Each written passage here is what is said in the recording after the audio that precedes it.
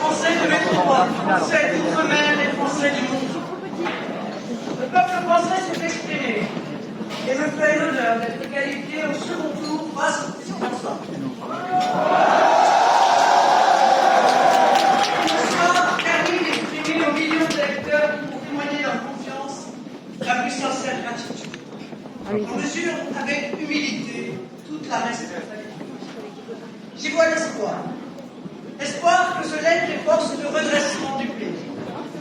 Lors de ce premier tour, les Français ont manifestement tenu à arbitrer par le pays un choix fondamental entre deux visions opposées de la vie.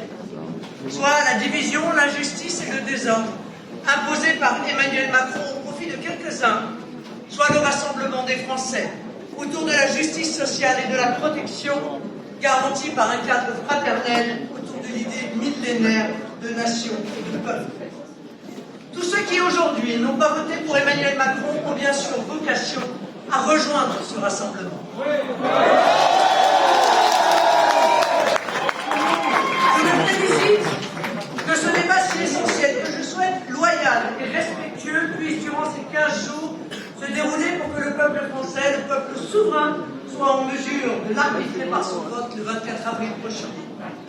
Dans cette campagne, j'ai décidé d'être libre des attaches partisanes pour être au service de tous et de m'adresser directement à vous.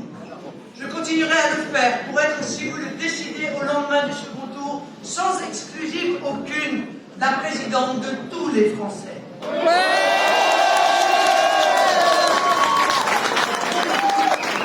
Ce 24 avril n'est pas seulement un vote de circonstance, mais un choix de société et même de civilisation. De votre vote dépend en effet sur tout le territoire français la légitime prépondérance de la culture et de la langue française, des us et coutumes de nos régions, des lois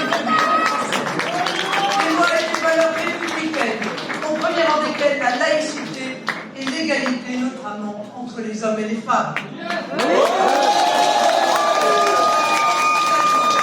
La place que dans notre société nous voulons donner aux personnes face au pouvoir de l'argent.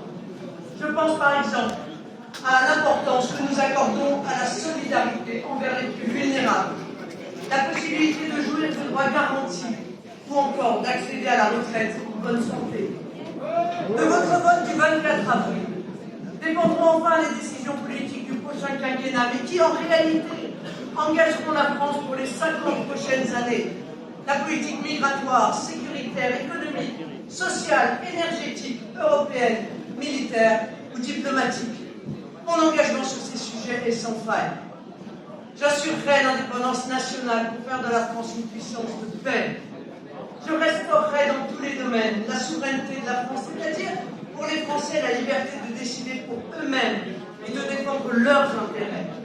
Je contrôlerai l'immigration et rétablirai la sécurité pour tous. Par l'écoute et l'attention, je garantirai le respect de chacun d'entre vous et tout particulièrement des simples citoyens, des fonctionnaires et des élus trop souvent bafoués sous le dernier quinquennat. Ces derniers mois, je vous ai présenté sans détour, mais sans aucune outrance, les défis qui se posent au pays et les solutions que je vous propose dans le cadre d'un projet travaillé, équilibré et chiffré. C'est avec le même sérieux que j'entends sans attendre recoudre les multiples fractures dont souffre une France trop déchirée et qu'aucun pouvoir n'a su jusqu'ici réparer. La fracture sociale, territoriale, institutionnelle, culturelle, médicale, numérique. Je remettrai la France en ordre en 5 ans pour lui permettre de prendre une place éminente dans ce 21e siècle plein de promesses et d'opportunités. Car au-delà de ce redressement nécessaire, mon projet porte en effet de grandes ambitions pour le pays. Une ambition démocratique avec le référendum d'initiative citoyenne, avec une proportionnelle pour permettre à toutes les opinions politiques de s'exprimer et d'être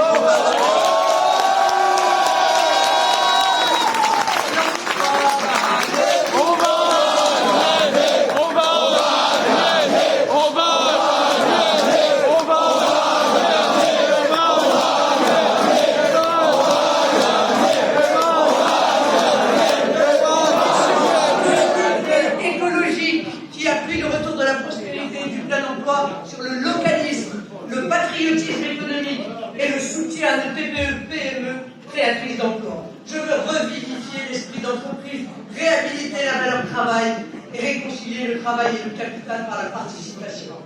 Une ambition sociale qui garantisse à tous une école du savoir, de la promotion sociale et de l'assimilation, le pouvoir d'achat, des salaires et des pensions dignes, un système de santé de qualité accessible à tous et partout, un logement décent.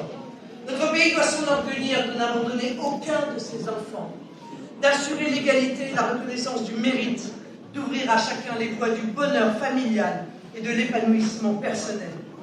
Une ambition régalienne, enfin, avec la restauration de l'État, renforcée dans ses moyens, son autorité, attentif aux conditions d'exercice matériel et moral de ses agents. Un État protecteur et juste, garant des libertés de tous, un État stratège au service de la nation, un État au bon endroit. Toutefois, mon ambition maîtresse est d'unir les Français autour de ce grand projet national et populaire. Un projet qui fait la part belle aux jeunes et fortifie le lien entre les générations. Un projet fédérateur pour ainsi faire à nouveau de notre nation une communauté de destin unie et donc invincible. Et de la France-Afrique qui renoue avec la prospérité et la grandeur. Dès à présent, j'appelle tous les Français de toute sensibilité, de droite, de gauche et d'ailleurs, les Français de toutes origines, à rejoindre ce grand rassemblement national et populaire. Ensemble, nous allons construire avec enthousiasme et conviction cette victoire.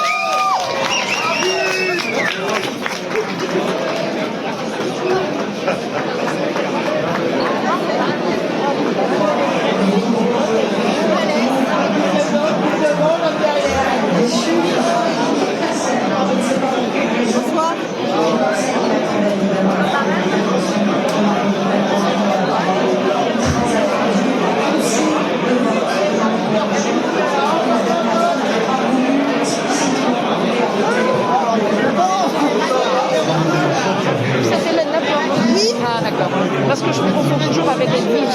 Ah oui, d'accord, non pas du tout. Voilà. Pardon, allez-y.